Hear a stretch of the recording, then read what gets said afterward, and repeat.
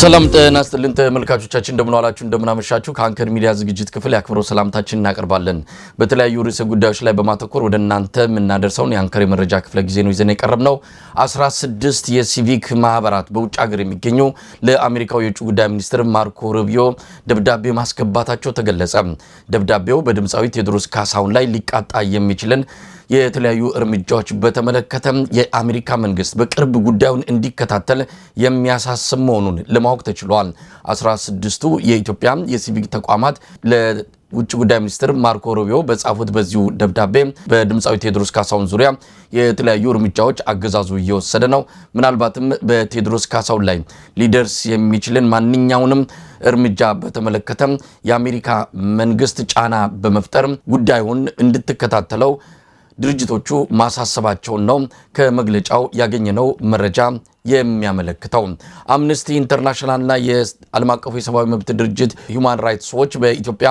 የሰብአዊ መብት አያያዝ ላይ መግለጫ አውጥተዋል ሰሞኑን ሁለቱ ዓለም አቀፍ የሰብአዊ መብት ድርጅቶች ባወጡት መግለጫ በኢትዮጵያ ያለው ሁኔታ እጅግ አሳሳቢ ነው ሲሉ ገልጸውታል በድምጻዊ ቴዎድሮስ ካሳሁን ዙሪያ አሁንም በርካታ መረጃዎች እየወጡ ይገኛሉ በአዲስ አበባ ሙዚቃውን ሰምታችኋል ተብለው በርካታ ወጣቶች እየታሰሩ ይገኛሉ የእግር ኳስ ጨዋታ በስቴዲየም የቴዲ አፍሮ ዘፈን እንዳይሰማና ደጋፊዎች አብረው እንዳይዘምሩ ጥብቅ የሆነ ማሳሰቢያ ለቡድኖቹ ደጋፊ ማህበራት መተላለፉንም ነው ያገኘነው መረጃ የሚያመለክተው የአሜሪካን መንግስት በኤርትራ ላይ የተጣለውን ማዕቀብ በማንሳት በቀይ ባህር አካባቢ የኤርትራን አጋርነት በተመለከተ የአሜሪካ መንግስት ማሻሻያ እያደረገ እንዳለ ነው ዎል ስትሪት ጆርናል የተሰኘ የአሜሪካ ሚዲያ የዘገበው ሌሎች መረጃዎችንም ይዘን ወደ እናንተ መተናል ከዘውዱ ሾው አዘጋጅ ዘውዱ መንግስቴ ጋር በመሆን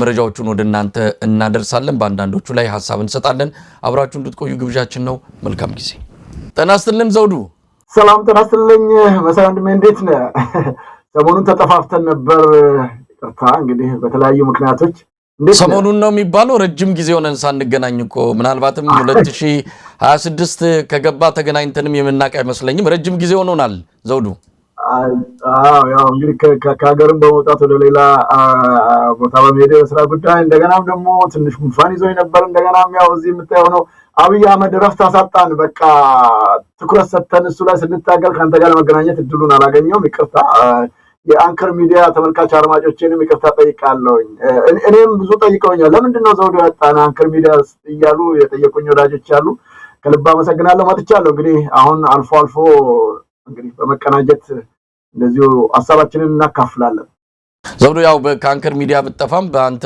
ዘውዱ ሾው ላይ በየጊዜው ፕሮግራሞችን ታቀርባለህ አሁንም ከፕሮግራም እንደወጣህ ነው ያገኘሁት ትላንትም እንደዚሁ በእንግሊዝ ለንደን በእንግሊዙ የዜና ማሰራጫ ኮርፖሬሽን ቢቢሲ ደጃፍ ላይ ኢትዮጵያውያን ደማቅ ትዕይንተ ህዝብ አካሂደዋል የተቃውሞ ሰልፍ ነው ያካሂዱት አንተም ይሄንን በቀጥታ ስታስተላልፍ እንደነበረ ተከታትያለሁ እንደው ከሱን ጀምር እስቲ ምን ነበረ ትላንትና ቢቢሲ ደጃፍ ላይ ኢትዮጵያውያን ሰልፍ አድርጓል ስለሱ ባጭሩ ብትነግረን ብዙ ጊዜ ያው እዚህ ለንደን ፋኖ የታወቀው ሆኗል አሁን በመላው ዓለም በተለይም በዲያስፖራው ዘንድ በአገር ቤትም በፋኖችም ጭምር የሚታወቅ ነው ትላልቅ ስራዎችን እየሰሩ ነው ታዲያ ከዚሁ ከዘውዱ ሾው ሚዲያ ጋር በቅንጅት ነው የምንሰራው አንዳንድ ጊዜ ያው እዛ በአካል ባልገኝም ምንድነው ያደረግን ያለነው እነሱ በሚሄዱባቸው ቦታዎች በሚሰሩባቸው ቦታዎች ሳይቀር ኢሚዲየትሊ ኮንታክት እንደራረጋለን ማለት ዘውዱ ነገ እዚህ ቦታ አለን ሰልፍ እንደዚህ ነው እኔ ደግሞ እዚህ ሬዲዮኝ ከስቱዲዮ ጠብቃለሁ ማለት ነው እያንዳንዱን መረጃ በቀጥታ ለተመልካች አድማጮቻችን ለማቅረብ እና ትናንትናው የተወሰነው በዛ መልኩ ነው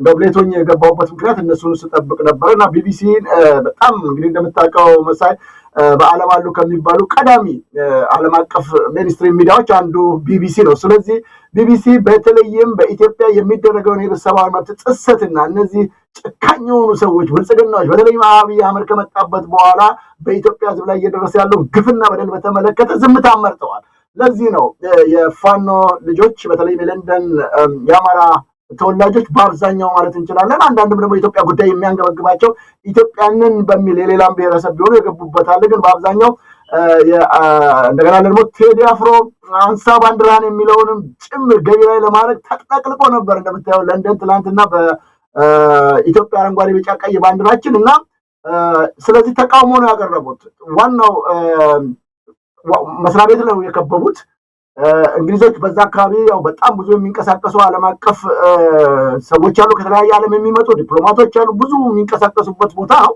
ስለዚህ ከበውት ነበርና ምንድነው ያደረጋችሁ ያላችሁት ከዚህ ቀደም የሌላውን ሀገር ዘገባ በየቀኑ በየደቂቃው ከቦታው ሪፖርተሮቻችሁ ይዘግባሉ የኢትዮጵያን ጉዳይ ግን በቸልታ አይታችሁታል በተለይም የአማራውን በየቀኑ እንደዚህ በድሮን እየተጨፈጨፈ ከቤት ንብረታቸው እየተፈናቀሉ በጠራራው ሰዎች እየተገደሉ ዝምታን መርጣችኋል ነውር የተሞላበት ተግባርን ፈጽማችኋል በሚል ተችተዋቸዋል ይሄንን በተመለከተ ለሚመለከታቸው አካላቶችም መቅረብ የሚገባው ነገር አቀርቧልና እጅግ ትልቅ ተግባር ነው የፈጸሙት እንዳልከው አንተም በቀጥታ ያንንም ተዘግብ ነበር ከስፍራው ከቦታው ለተመልካች አድማጮቻችን በሚደንቅ ሁኔታ በጣም ሰፊ ቁጥር ያለው ተመልካችም ሲከታተለው ነበርና ይቀጥላል አሁንም ይሄንን እየተከታተልን እንግዲህ ለተመልካች አድማጮቻችን ማቅረባችን ይቀጥላል በሳይናት በጣም ጥሩ ስራ ነው እየሰሩ የሚገኙት በለንደን የሚገኙት የአማራ ልጆች ስለዚህ ለሌሎች መማር ይገባቸዋል በተደጋጋሚ ጊዜ ነው በዘውዱ ሾው ሚዲያ እየገለጽኩኝ ያለሁት በሌላው ዓለም የሚገኙ ኢትዮጵያኖች ሀገራችን ውስጥ የሚከሰተውን ይህንን ግፍና በደል ያለበትን ስርዓት የሚወገድበትና ህዝብ የሚመርጠው ራሱ መንግስት የሚያገኝበትን መንገድ መስራት የሚገባቸውን ስራ ያሰሩ በጣም በርካታዎች አሉ ከዚህ ውስጥ ደግሞ በጣም ተጠያቂ የሚያደርገው የአማራን ማህበረሰብ በሺህ የሚቆጠር ወይም በሚሊዮን የሚቆጠር ሰው አለ በተለያየ ዓለም ውስጥ በተለይም አንተ በምትኖርበት ሰሜን አሜሪካ እጅግ በጣም በርካቶች አሉ የኢትዮጵያን ስትሬት እስከመባል ያስወሰኑ የአማርኛ ቋንቋ ጭምር ሳይቀር በዋሽንግተን ዲሲ ውስጥ የስራ ቋንቋ እንዲሆን ያደረጉት በመስራታቸው ነው ግን ኢትዮጵያ ያለቀች እዛ ዛሬ ዝምታን የመረጡ በጣም በርካቶች አሉ በተለይም ኢሊቱ በጣም በርካታ የአማራ ማህበራቶች በዚህ ጉዳይ በታሪክም ተጠያቂዎች ናቸው አንን አንስተናል ከለንደን ፋኖች ከለንደን የአማራ ልጆች ብዙ መማር አለባችሁ በሚል በቀጥታ ዝግጅታችንን አቅርበናል እንግዲህ ያንን ይመስል ነበር መሰለ በጣም ጥሩ ዝግጅት ነበር በእውነቱ ለለንደን ፋኖች የሚደነቅ ተግባር ነው በተደጋጋሚ የሚያደርጓቸው እንቅስቃሴዎች ለትግሉ ያላቸው ከፍተኛ የሆነ አስተዋጽኦ እንዲሁ በቀላሉ የሚገለጽ አይደለም ቀደም ሲል እንዳልከው ነው በተለይ በአሜሪካ አካባቢ ኢትዮጵያውያን አንቀላፍተዋል ማለት ይቻላል ከዚህ በፊት የነበረው አንድነታቸው ብረታቸው በአብይ አህመድ ከፋፋይ በሆነ አሰራር ምክንያት ብዙዎቹ ተበታትነዋል ነገር ግን አሁንም የጋራ ድምጽ ማሰማት የሚቻልበት እድል አለና ዋሽንግተን ዲሲ አካባቢ ያሉት ኢትዮጵያውያን እንግዲህ መነቃቃትና ይሄ በኢትዮጵያ እየጋመ የመጣውን የህዝብ የለውጥ ስሜት ድምጽ በመሆን ማገዝ ይገባቸዋል በቅርቡ በለንደንና በዋሽንግተን ዲሲ እንደዚሁ ሰልፍ የሚካሄድ መሆኑን የግብረ ኃይሉ አስታውቋል በበይነመረብ እንደዚሁ ሰልፎችን የበይነመረብ ሰልፍ ሲያካሄድ የነበረው ግብረ ኃይል አሁን ደግሞ በአካል በዋሽንግተን ዲሲና በለንደን ሰልፍ ለማድረግ በማቀዱ ነው እንግዲህ ዝግጅት እያደረጉ ነው ዳግም ለንደኖች አደባባይ ወጥተው የሚታዩበት ጊዜ ሩቅ እንደማይሆን ተስፋ አደርጋለሁ ዘውዶ ወደ ሌሎች መረጃዎች እንሂድ የቴድሪ አፍሮ ጉዳይ አለ ብዙ መረጃዎችን እናካፍላለን ወደ አንተ ልምጣና ዛሬ በዘውዱ ሾው ያቀረብካቸውን አጫጭር ዜናዎችን ብታካፍለን በተለይ ከፋኖ ትግል ጋር በተያዘ ዛሬ መረጃዎች አሉ ወሎ አካባቢ የሚታየው የሚኒሊክ እዝ ተጋድሎ እጅግ አስደናቂ ነው እውነት ለመናገር ብዙ ድሎች እየተገኙ ነው ያሉት ብዙ ያገዛዙ ወታደሮች ተማርከው እንደዚሁም ተደምስሰው የሚታዩባቸው ቪዲዮዎችና ፎቶግራፎች በስፋት እየወጡ ይገኛሉ እስቲ ሌሎች መረጃዎችን ጨምረ በአጫጭሩ የዕለቱን ዜናዎች ብታቀርብልን በአማራ ፋኖ እየተደረገ ያለው ተጋድሎ አሁን ጠንክሮ ቀጥሏል በጣም በሚያስደስት ሁኔታ እንደከዚህ ቀደሙ ከመከላከያ ከሚኒሻ ጋር ከልዩ ኃይሉ ጋር ለሙጊያ ያለው የብልጽግና አመራሮች ላይ ጭምር ሳይቀር እርምጃ እየወሰዱ ነው የሚገኘው እንዳልከው በዚህ በደቡብ ወሎ ጃማ ወረዳ 3 ቀበሌ አመራሮችን ሊቀመንበሮችን ማለት ነው የምኒልክ 106ኛ ኮር 33ኛ ክፍለ ጦር ነው በሚገርም ሁኔታ የጃማ ወረዳ 011 ቀበሌ ሊቀመንበርን በጃማ ወረዳ ምክትል ሊቀመንበሩን እንደዚሁም ደግሞ የብልጽግና ጽሕፈት ቤት ኃላፊ ቁጥጥር ስር አውለዋቸዋል በሌላም በኩል በተለይም በሚገርም ሁኔታ በፋኖ የተማረኩ ሰዴ ከዚህ ቀደም ፋኖቹ ገብተው ተቆጣጥረውታል የሚገርመው ነገር የዚህ የብልጽግና ጽሕፈት ቤትን ጨምሮ በፋኖ ከተማረኩ በኋላ የጽሕፈት ቤቱ የብልጽግና ጽሕፈት ቤት ኃላፊ የሆነው እንደዚሁም ደግሞ የሴቶች ጉዳይ ኃላፊ ሌሎችም በሙሉ በቁጥጥር ስር ሆነው እኛ እንደዚህ ይሆናል ብለን አልጠበቅንም የሚነገረንና የሚገለጽልን ይሄ አይደለም በሚገርም ሁኔታ መሰል 2 ዓመት ሙሉ ቤታቸው ሳይሆን ቢሮ ውስጥ እየተቀመጡ እንዲሰሩ መደረጋቸው ስጋትና ፍርሃት እንደነበረባቸው ጭንቁስ ናቸው የሚገኙት ሌላው ቅድም እንዳልከው በዚሁ በምኒልክ ጦር በጣም በሚገርም ሁኔታ ከፍተኛ ቁጥር ያለው የመከላከያ ኃይል በጣም የሚዘገንን ነው፣ ለማየት የሚቀፍ ነው። በቃ የሞቱት የተማረኩት በጣም እና ለማሳየት የሚዘገንን ነው። በጣም በምስል ጭምር በቪዲዮ በፎቶግራፍ ደርሶናል። በጣም በጣም የሚያሳዝን ነው። በርካቶቹ እንግዲህ እርምጃ ተወስዶባቸዋል ማለት ነው። በፋኖ በኩል እየተደረገ ያለው ትግሉ አሁን ጠንክሮ ቀጥሏል። ሌላው አቶ ታዬ ደንዳን በተመለከተ ገዢው መንግስት በየቀኑ የሚያቀርባቸው ነገሮች ውሸት ናቸው፣ መረጃ ማቅረብ አልቻለም። በዚህ ምክንያት ከ3 ያላነሱ አዳዲስ ክሶቹ እንዲቋረጡ አድርጓል። አቃቢ ህግ ክሶቹን አንስቻለሁ ነው የሚለው። ለምን እንዳነሳ እንዴት እንዳነሳ እንኳን ያብራራበት የገለጸበት ጉዳይ የለም። ሌላው ጋዜጠኛ ሚሊዮን የሚባለውን በዚህ በአዲስ ስታንዳርድ ላይ አፍነው ወስደውታል። እስካሁን የት እንዳለ መረጃ ማግኘት አልቻልንም በሚል ቤተሰቦቹንም ድርጅቱም ጭምር አሁንም ጮቱን እያሰማ ነው። ይህን በተመለከተ ሲፒጄም ጭምር ጥያቄ እያቀረበ ነው የሚገኘው ማለት ነው መሰለኝ። እንግዲህ ሌላው ወደ ውጭ ዜናዎቻችንም ስናመራ እንደዚሁ በሆርሙዝ ሰርጥ አካባቢ ያለውን መርከቦች ተመተዋል። 2 በኢራን ቁጥጥር ስር መዋላቸው ተገልጿል በሚያሳዝን ሁኔታ። ሌላው ሶማሌም ለእስራኤል ምንም አይነት መንቀሳቀስ አይችሉም፣ ምንም አይነት እንቅስቃሴ ማድረግ አትችልም ብላ እግድ ጥላለች። በመርከቦቹ በቀይ ባህር አካባቢ በተለይ በዚህ ባባል ኤል ማንዳብ ሰርጥ ውስጥ እንዳልፉ እግድ ጥላለች ማለት ነው። ምንም ነገር እንቅስቃሴ የሌለበት ሁኔታ እንዳለ ነው የሚገለጸው። ሌላው እንግዲህ በጣም የሚገርመው ነገር በዚህ በአሜሪካና ኤርትራ በጣም ገራሚው ነገር ይሄ ነው። አሁን አብይ አህመድን በኋላ በዝርዝር እንሄድበታለን እያንቀጠቀጠውና ጭንቅ ውስጥ የከተተው ጉዳይ የአሜሪካና ኤርትራ ላይ የጣለችው ማዕቀብ ልታነሳ እንደምትችል የፕሬዚዳንት ዶናልድ ትራምፕ አስተዳደር የአሜሪካውን ከኤርትራ ጋር ያላትን ግንኙነት ለማሻሻል መንገዶች መኖራቸው እየተሰማ ነው ያለው። እንግዲህ ፕሬዚዳንታዊ አስተዳደር አፍሪካ ጉዳዮች ከፍተኛ አማካሪ ማሱድ ናቸው። የፕሬዚዳንቱ ትራምፕ አስተዳደር አሜሪካ በኤርትራ ላይ የጣለችውን የማዕቀብ በተመለከተ የማንሳት ሂደት ለማስጀመር ፍላጎት እንዳለው ወደ ውጭ ጉዳይ ዲፕሎማቶች መናገራቸውን እንግዲህ ከባለስልጣን መስሪያ ቤቱ ጠቅሶ ዋል ስትሪት ጆርናል ይህን ዘግቦታል። ይህ ጉዳይ በጣም በሚያሳዝን ሁኔታ አብይን አንገት ያስደፋ ጭንቅ ውስጥ የከተተው ጉዳይ መሆኑ እየተገለጸ ነው የሚገኘው። መሳይ እንግዲህ ሌላው የጊዜ አስተዳደር መፈንቅለ መንግስት ማድረግ አትችሉም በሚል ሌተናንት ጀነራል ታደሰ ወረደም አሁን እዚሁ ስቱዲዮ ከገባው የደረሰኝ መረጃ ነው። በትግራይ ክልላዊ መንግስት ፕሬዚዳንት ሌተናንት ጀነራል ታደሰ ወረደም ህወሓት ነባሩን መንግስት ይመለስ የሚል እና መፈንቅለ መንግስት ለማድረግ የምትሞክሩ ጥንቃቄ ውሰዱ የሚል ማስጠንቀቂያ የሰጠበት ሁኔታ አለ። ሌላውም በአውሮፓ ህብረት እንግዲህ መንግስት የበጀት ድጋፍን ይጀምራለሁ ማለቱን የሰብአዊ መብቶች ተሟጋጅ ድርጅትም በኩል ትችት ገጥሞታል። ለኢትዮጵያ መንግስት እየተሰሩ ያሉ ነገሮችን በጣም አመሰግናለሁ መሳይ። በፓርላማ የቀረቡ ነገሮች አሁን ከ400 በላይ ሰዎች ተገድለዋል፣ ይህም ያለው እውነታ ነው በሚል የፓርላማ አባላቶች ይህንን ሞግተዋል። በደቡብ ኢትዮጵያ ክልል ኮሬ ዞን ነው እንግዲህ ኮሬ ዞን ላይ በየቀኑ ግድያ እየተፈጸመ ያለበት አካባቢ ነው እና ከ400 በላይ ሰዎች መሞታቸው ፓርላማ ላይ በዝርዝር ያስረዱበት ሁኔታም ዛሬ ተስተውሏል። በርካታ ነገሮች አሉ። ለጊዜው እዚህ ላይ አቆማለሁ መሳይ፣ አመሰግናለሁ። በጣም ነው የማመሰግነው ዘውዱ። እንግዲህ ከአቶ ታዬ ደንዳ ላይ አንድ አስተያየት ለመስጠት ያህል ነው። እንግዲህ አቶ ታዬ ደንዳ በአሁኑ ሰዓት አባ ሳሙኤል ወደ ተባለው በጣም አስፈሪ አገዛዙ መበቀል የሚፈልጋቸውን ሰዎች የሚያስርበትና የሚያሰቃይበት አደገኛ የሆነ እስር ቤት ነው። በዛ በአዲስ አበባ ዙሪያ ባለ የኦሮሚያ ክልል ውስጥ የሚገኝ እስር ቤት ነው። እዛ ነው የሚገኘው። እንግዲህ ያለበት ሁኔታ አይታወቅም። ምናልባት ትላንትና የተሰማው ከክሶቹ መሃል 3 ናቸው። 3ቱ ክሶችን ለጊዜው አቋርጫለሁ ብለዋል አቃቤ ሕግ። 3ቱ ክሶች የፈጠራ ናቸው። ለምን ሀሳቡን በነፃነት በገለጸበት አንድ በውጭ በሚገኝ የዩቲዩብ ቻናል ላይ በዛ ላይ የተናገራቸው ተጠቅሶ ነው እንግዲህ በ3 ክሶች ተጨማሪ ቅጣት ለመስጠት አቃቤ ሕግ ክስ መስርቶ የነበረው። ነገር ግን ትላንትና አንስቻለሁ ብሏል። ያው በፊት በነበረው ክስ ከጦር መሳሪያ አያያዝ ጋር በተያያዘ የፈጠራ ክስ ነበር። በሱ ክስ እስር ቤት አብይ አህመድ በበቀል ከወረወረው እንግዲህ ወራት ተቆጥረዋል። የአቶ ታዬ ደንዳ ጉዳይ እጅግ የሚያሳዝን ነው። በኢትዮጵያ ምን ያህል ፍትህ በአገዛዞች እጅ ስር ወድቃ መበቀያ እንደሆነች ከምንም በላይ ማሳያ ሆኖ የሚታይ ነው። ወደ መረጥናቸው ርዕሰ ጉዳዮችና አንዳንድ ዜናዎች አልፋለሁ። ዛሬ የድምፃዊ ቴዎድሮስ ካሳሁን ኤቶሪካ አልበም ከወጣ እንግዲህ ሳምንቱን ደፈነ። ሐሙስ የዛሬ ሳምንት ነው ከቀኑ በ8 ሰዓት አልበሙ የተለቀቀው። እስካሁን ባለው መረጃ ከ100 ሚሊዮን በላይ ሰዎች በዩቲዩብ ላይ ተመልክተውታል።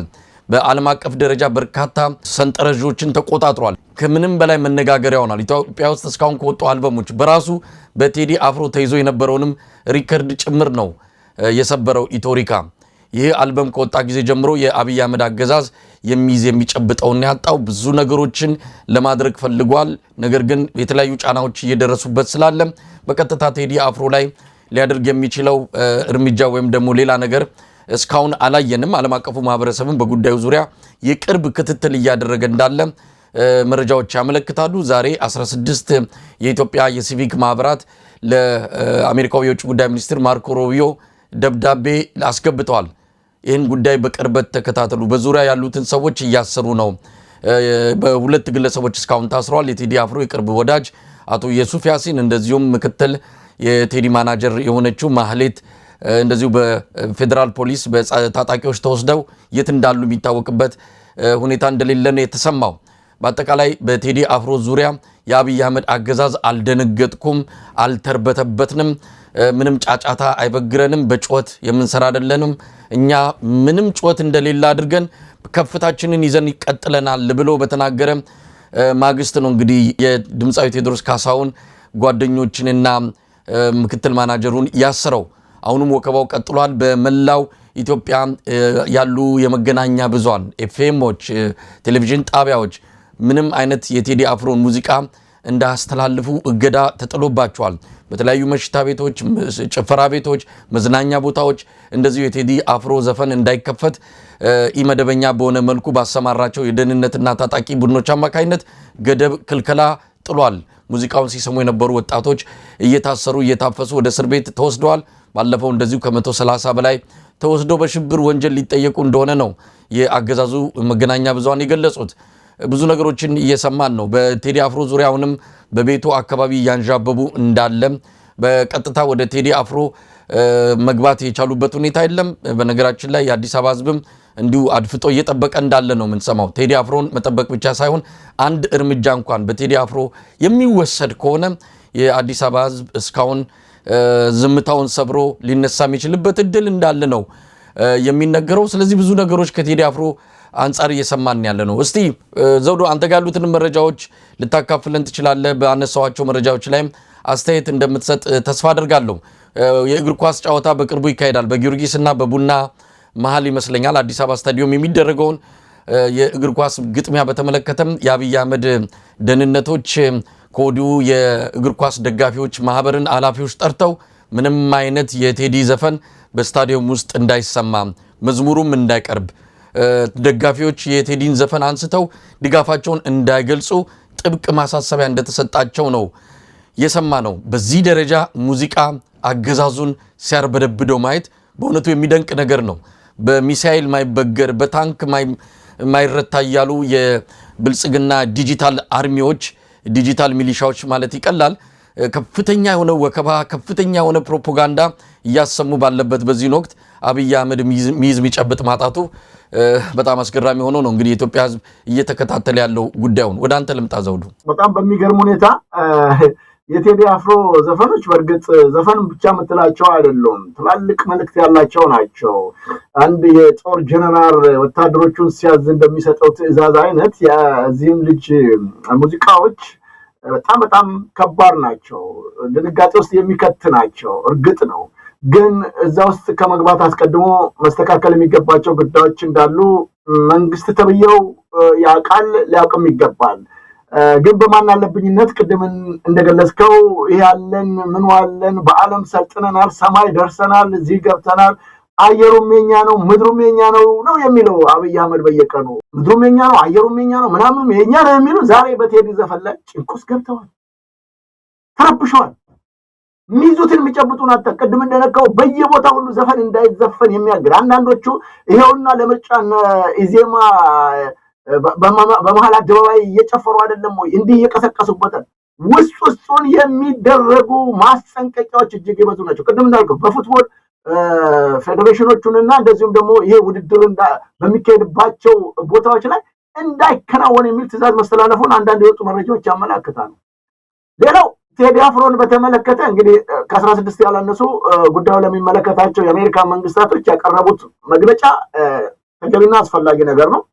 ይህንን በተመለከተም የአሜሪካን ከፍተኛ መንግስት ባለስልጣናት ጭምር ሳይቀሩ ጥንቃቄ እንዲደረግ ስራዎች እየሰሩ እንዳለ ራሳቸው ይታወቃል። በኢትዮጵያ የሚገኘው አሜሪካን ኤምባሲ ሆነ ሌሎቹም እንደምታውቀው በጣም ብዙ ክልከላ አድርገው አዲስ አበባ ላይ ብቻ አድርገዋታል። አሜሪካም እንግሊዝም ሳይቀር እዚህ እንዳትሄዱ ኦሮሚያ፣ አማራ፣ ጋምቤላ ዘርዝረው አስቀምጠው ሰላም የሌለበት ቀጠና ብሎ አስቀምጠውታል። ስለዚህ አሁን ጭንቅ ውስጥ የገባው የአብይ ሰው ከቴዲ ጋር ግንኙነት በወዳጅነት በስራ ምክንያት የተገናኙትን ማሰር ጀምሯል። ቅድም የገለጽከው ነው። በተለይም እዚህ አርቲስት ቴዲ አፍሮ ምክትል ማናጀርና ቃል አቀባይ የአዲሱ አልበሙን ስራዎች መሪ የሆነችው ማህሌት ሰለሞን እንደዚሁም ደግሞ የረጅም ጊዜ የልብ ወዳጁ የሆነውን የሱፋስንም ወስዶ ጠፍንጓቸዋል። ከ138 በላይ የታሰሩትም ከዚህ ቀደም ከዚሁ ጋር የተቆራኘ እንደሆነ ብዙዎቻችን ያው ዜናዎች ዘግባን አንተም እንደዘገብከው አስተውያለሁ። ግን እነዚህን ሁሉ ሰዎች አሁን ወደ ምን አለ ወደ አሸባሪዎች ትርጓሜ የሰጡ አሸባሪዎች ናቸው ያለበት ሁኔታ እንዳለ እናስታውሳለን። በጣም ነውር የተሞላበት ተግባር እንደሚፈጽም እናውቃለን። አሁንም የቴዲ አፍሮን ዘፈን በምንም እንዳይንቀሳቀስ እንደ ገና እኮ ቁራንን እኛ እኮ ንስርነን ማንም ቁራ ቢለፈልፍ የትም አይደርስም ማለት ቁራ ራሱ አብይ እኮ ነው። በጣም የሚያሳዝን እንደ ቁራ በየቀኑ የሚጮህ ለሀገር ጠብ የሚል ነገር የማይሰራ ወገኖቻችንና ሀገራችንን ያፈናቀለ ኢትዮጵያ ለድህነት መከራና ስቃይ ውስጥ የዳረገ ሰውዬ እንደገና እንደ ቁራ ቢጮሁት የሚያደርግ እኔ አይ ዶንት ኖ እንግዲህ አንተ ያየው ነገር ካለ አላውቅም፣ በኋላ ትነግረኛለህ። እኔ ሪዞርት ሲሰራ ፓርክ ሲሰራ እንጂ ለኢትዮጵያ ሕዝብ የሚጠቅም ነገር በመሰረተ ልማት አውታሮች ላይ ዩኒቨርሲቲዎች ሲገነባ ወይ የጤና ተቋም ሲገነባ ወይ በግብርና ላይ ወይም ደግሞ በኢንፍራስትራክቸር የመንገድ ስራ ምናምን ላይ አይታይም። ሲመርቅም አታይም። ሲያፈናቅል ሲያባርር ችግሩ ሲከት በድሮን ሲደበደብ ነው የምናየው። እና የሰራው ነገር አላየንም። ግን ኢትዮጵያ አድጋለች ተመንድጋለች ይላሉ። የእሱ ልሳኖችም አብረው ይጮሃሉ። በተጨባጭ የሚታይ ነገር ግን የለም።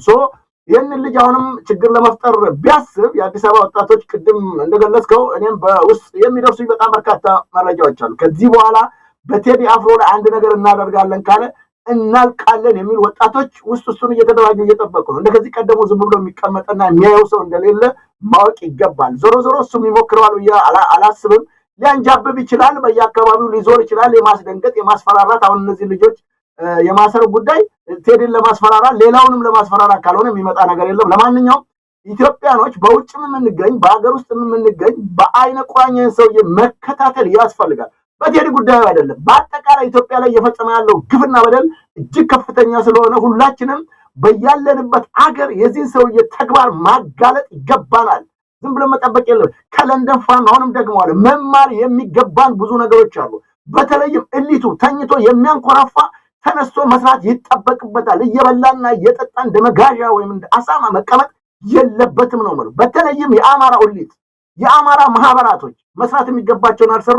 በዚህ ላይ ጠንክረ ይሄ ልጅ እኮ መሰል ቤተሰቦቹ ልጆቹን እንኳን አላወጣም እኮ 4 ዓመት ሙሉ የደከመበት ስራ ነው እኮ መከራውን ያየበት። ቢገሉኝም ይግደሉኝ በዘፈኑ ላይ ጭምር ሳይቀር ራሱንም ቤተሰቦቹን መስዋዕት አድርጎ ነውና ዛሬ መስራት የሚገባንን ያልሰራን ብዙ ሰዎች አለንና መስራት ይተበቅብናል ነው ማለት። አመሰግናለሁ። ዘውዱ አንዳንድ መረጃዎች እየወጡ ነው። ምናልባት የአብይ አህመድ አገዛዝ የኃይል እርምጃውን ገፋ አድርጎ በቴዲ አፍሮ ዙሪያ እየፈጸመ እንዳለ የሚያሳዩ ነው። አሁን የወጣ መረጃ ነው ያየሁት። እንግዲህ ማረጋገጫ ጉዳዩን በተመለከተ ለማጣራት እንሞክራለን። ማምሻውን በቴዲ አፍሮ ሲኤምሲ አካባቢ የሚገኘውን የቴዲ አፍሮ የግል ስቱዲዮ ሰብረው ገብተዋል። ገብተውም ንብረቶቹን መውሰዳቸው ነው የተገለጸው። ብዙ ነገሮች በዛ ስቱዲዮ ውስጥ ይገኛሉ። እንደ ጽህፈት ቤትም የሚጠቀምበት እንደሆነ ነው ቴዲ አፍሮ የተገለጸው። እንግዲህ ብዙ ንብረቶች ተወስደዋል ነው የሚባለው። አዳዲስ ገና ያላለቁ ስራዎችም አሉ። ግጥሞች ተዘጋጅተው እንደዚሁ ገና በረቂቅ ደረጃ ወይም ደግሞ ገና ብዙ ስራ የሚጠብቃቸው ገና ያላለቁ ስራዎችም አዳዲስ ሀሳቦች የሚጽፍበት እጅግ ሚስጥራዊና ጥብቅ የጥበብ ማህደር የሚገኝበት ስቱዲዮ ነው። ይህንም ጭምር መውሰዳቸውን የተገለጸው። ይሄ ቀላል የመብት ጥሰት አይደለም። ቀጣዩ እርምጃ ምን ሊሆን እንደሚችል ነው። እንግዲህ 16ቱ የኢትዮጵያ ሲቪክ ተቋማት ይህንንም መረጃ አካተው ውጭ ጉዳይ ሚኒስትር ማርኮ ሮቢዮ የጉዳዩን አሳሳቢነት ዳግም እንደሚገልጹ እንጠብቃለን። ይህም ብቻም አይደለም። በቴዲ አፍሮ ዙሪያ ዶክመንተሪ ፊልም ያው የፈረደበት ሐሰተኛ ዶክመንተሪ ፊልም ለማዘጋጀትም ሐሳቡ እንዳላቸው ነው ያው ከመንግስት መገናኛ ብዙሃን አካባቢ ወዳጆቻችን የገለጹልን። ስለዚህ በቀጣይ የአብይ አህመድ አገዛዝ በግራም በቀኝም ቴዲ አፍሮ ላይ ማዋከብ ለመፈጸም እንዲህ አይነቱን እርምጃ ይቀጥላል ማለት ነው። እንግዲህ የፌዴራል ደንብ ልብስ የለበሱ እንደሆኑ መሳሪያ የታጠቁና በፌዴራል ተሽከርካሪ የመጡ ታጣቂዎች ናቸው ሲኤምሲ አካባቢ የሚገኘውን የቴዲ አፍሮ የግል ስቱዲዮና ቢሮ በኃይል ሰብረው መግባታቸው እየተገለጸ የሚገኘው። ይህንም በተመለከተ ዝርዝር ማጣራት አድርገን የምናቀርብ ይሆናል። አገዛዙ የቆሰለ ጅብ ሆኗል። ያገኘውን ሁሉ የሚነክስበት ሁኔታን የተፈጠረው ተስፋ በመቁረጥ የሚወስደው እርምጃ የሚጠበቅ ነው። ይህንን ታሳቢ ያደረገ አጠቃላይ የጥንቃቄና ሌሎች የመከላከል እርምጃ መወሰድ አለበት። ከዚህ አንጻር የአዲስ አበባ ሕዝብ ከፍተኛ በሆነ መልኩ ጉዳዩን በንቃት መጠበቅ የሚገባው እንደሆነ ይታመናል። ዓለም አቀፍ ከለላና ጥበቃ የሚያስፈልገው ልጅ ነው ቴዲ አፍሮ። ምክንያቱም ትልቅ አቅም ያለው ትልቅ ጉልበት ያለው እሱን መንካት ማለት ምናልባት በአገሪቱ እንደዚህ ቀውስ ውስጥ በገባችበት ሁኔታ ሌላ ቀውስ መጨመር እንደሆነ ታምኖ ዓለም አቀፉ ማህበረሰብም በፊት ለፊት ይህን ጉዳይ ሊጋፈጥና ሊከላከል ሊያስቆም ጫና ሊፈጥር ይገባል። ከወዲሁም እያደረጉ እንዳለ ሰምተናል። አንዳንድ ዲፕሎማቶች ለአብይ አህመድ ኢሜይል እንደጻፉለት ሁሉን የሰማ ነው። ለማንኛውም ጉዳዩን እንከታተላለን። የቴዲ አፍሮ ጉዳይ ቁጥር አንድ የምንከታተለው ጉዳይ ሆኗል። ማንኛውንም መረጃ እንደደረሰን በሰበር ዜና የሚሆን በሌላ መልኩ ለተመልካቾች የምናቀርብ ይሆናል። ወደ ሌሎች ርዕሰ ጉዳዮች እንሄዳለን። ዘውዱ የዓለም አቀፉ የሰብአዊ መብት ድርጅቶች አምነስቲ ኢንተርናሽናልና ሂውማን ራይትስ ዎች ሰሞኑን መግለጫ አውጥተዋል።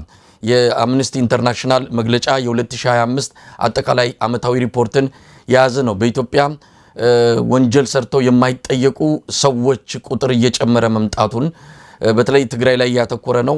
ትግራይ ላይ የተፈጸመው ወንጀል እስካሁን ተጠያቂነት እንደሌለ ነው የገለጸው። በመንግስት በኩል የሚደረጉ የሰብአዊ መብት ጥሰቶች መበራከታቸውን፣ በአማራና በኦሮሚያ ክልል ያለው ጦርነትም በከፍተኛ ደረጃ እያደገና እየተባባሰ መምጣቱን በመጥቀስ በኢትዮጵያ ያለው ሁኔታ እጅግ አሳሳቢ እንደሆነ ጠቅሷል። የሽግግር ፍትህ በሚል የተጀመረው እንቅስቃሴም መዘግየቱና መቆሙን ለዚህም ተጠያቂው አገዛዙ እንደሆነ በመጥቀስም አምነስቲ ኢንተርናሽናል ዝርዝር የሆነ ከፍተኛ ጥሰት እየተፈጸመ መሆኑን የሚያጋልጡ ሪፖርቶችን ያካተተበት መግለጫ ነው ያወጣው። ሂውማን ራይትስ ዎችም በተለይም የአውሮፓ ህብረት ለአብይ አህመድ አገዛዝ ገንዘብ መፍቀዱን ተከትሎ ይህንን አውግዟል። በኢትዮጵያ ምንም የተለወጠ ነገር በሌለበት ሁኔታ እንደውም እየከፋ የመጣ የሰብአዊ መብትና አጠቃላይ የቀውስ ቀጠና እየሆነች ባለችበት በዚህ ወቅት ላይ ለአገዛዙ የገንዘብ ድጋፍ መስጠት ትልቅ ችግር ያመጣል በሚል የአውሮፓ ህብረትን ጭምር የሚወቅስ መግለጫ ነው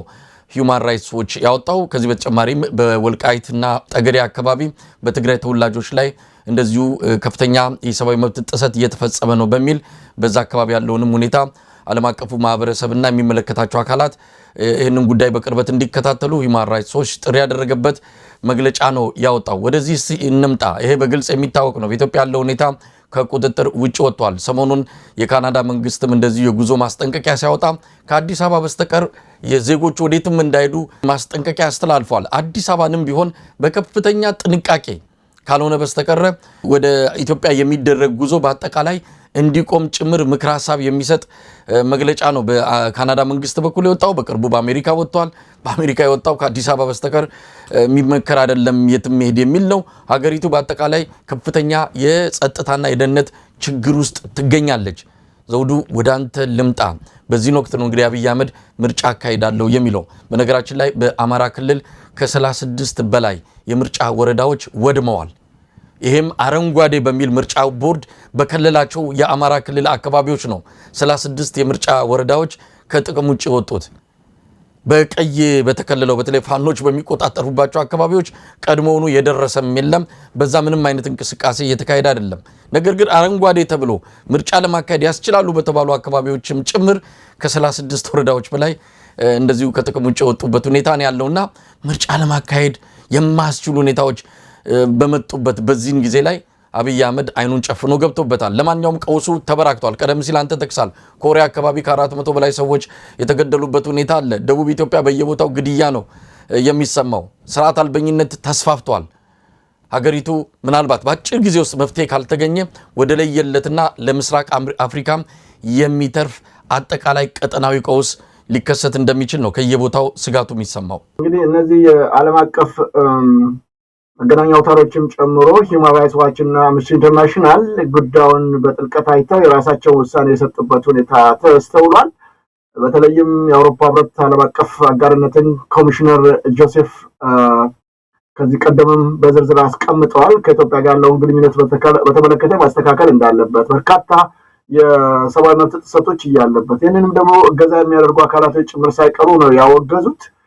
በጋዜጠኞች ላይ ስለሚወሰደው እርምጃ፣ በሌሎች ሰዎች ላይ ስለሚፈጸመው ግድያ፣ በትግራይ በኩልም ያለው ሁኔታ በዝርዝር በማስቀመጥ ነው እንግዲህ አሁንም ደግሞ በትግራይ በተለይም ለሌላ ከፍተኛ አደጋ የሚዳርጉ ውጥረቶች ዳግም ማገረሸታቸውን በዝርዝር ያስቀመጡበት ጉዳይ አለ። የኢትዮጵያን ኢኮኖሚ ማሻሻል ለመደገፍ ከአውሮፓ ህብረት ጋር ያለው ስልታዊ አጋርነትን ለማጠንከር መሆኑን ቢገልጹም ይሁን እንጂ እየተፈጸመ ያለው ግፍና በደል ከፍተኛ በመሆኑ ለዚህ ስርዓተ መንግስት በዚህ ጉዳይ ላይ ትኩረት ሊያደርጉ እንደሚገባም ያስጠነቀቁበት ሁኔታ ተስተውሏል። በኢትዮጵያ አሁን ነገሮች እየከረሩ ያው እንግዲህ ቴዲ አፍሮን ቅድም የገለጽከው አለ በየቀኑ በየሰዓቱ በጣም ያሳዝናል እኮ እንግዲህ ያው ወደፊት ተጣርቶ የምናቀርበው ጉዳይ ቢሆንም ቤቱ ውስጥ ሰባብረው ይዞታውን ንብረቱን እየወሰዱ ከሆነ በጣም አደጋ አለ ማለት ነው። ሬድ ፍላግ ነው። ነገ ደግሞ ወደ ቴዲ መኖሪያ ቤቱ ገብተው ሌላ አክሽን እንደማይወስዱ ጋራንቲ የለንም። አሁንም የኢትዮጵያ ህዝብ በተለይ በአዲስ አበባ የሚገኘው ማህበረሰብ ጥንቃቄ ማድረግ አለበት። ወንድሙን ልጁን ጭምር ማስበላት እንደሌለበት ነው ለመጠቆም የምሞክረው። እንግዲህ እንዳልከው ይሄ ሁሉ ችግርና መከራ ባለባት ሀገር ውስጥ አብይ አህመድ ዛሬም ተጨምሮ እንግዲህ አሁንም ተመርጫለሁ ለማለት ነው። ሌላ ትርጉም የለውም። በመጀመሪያ ደረጃ ምርጫ የሚከናወነው ብዙ መስፈርቶች ከተሟሉ በኋላ ነው። የመጀመሪያውና ትልቁ ደግሞ የሀገር ሰላም መሆን ነው። ኦፌት እንኳን አይደለም ባለፈው እንደምታስታውሰው ከትግራይም ጋር ግጭት ውስጥ የከተተው መሳይ የተወካዮች ምክር ቤት ምንድነው የፌዴሬሽን ምክር ቤት ጭምር ተሰብስቦ ውሳኔ የሰጡበት በኮሮና ምክንያት ምርጫ አይደረግም ተብሎ ነው። አሴት ሌላ ምንም እኮ አይደለም። ኮቪድ ስለሆነ በዚህ ሰዓት ምርጫ ማለት ያኔ እንኳን ቢያንስ አፍህን እየሸፈንክ ወስደህ መጣል ትችላለህ። በተወሰነ ደረጃ ሰላም ስለሆነ ጦርነት ስለሌለ። አሁን እኮ ሰው ከቤቱ ወጥቶ አጠገቡ ከሚገኘው ሱቅ እንኳን በአግባቡ ዕቃ ገዝቶ ለመምጣት ዋስትና የለው። ከአንዱ አካባቢ ወደ ሌላው አካባቢ ሄዶ አንድ ነገር ማድረግ በማይችልበት በዚህ ሁኔታ ምርጫ ለማድረግ መንቀሳቀስ በጣም ነውር የተሞላበት ነው። የምርጫ ቦርድ ያው እንደ ዕቃ የተቀመጡ ናቸው፣ እንደፈለገ የሚያዛቸው ናቸው፣ እሱ የሚላቸውን የሚፈጽሙ ናቸው። በመሆኑም ይሄን እንዲከናወን ፈቅዷል እንጂ ህጋዊ ወይም ደግሞ ከተጽዕኖ ነፃ ቢሆኑ ኖሮ በዚህ ሁኔታ ምርጫ ማከናወን አይቻልም ብለው ማገድ ወይም ማቆም ይችሉ ነበር።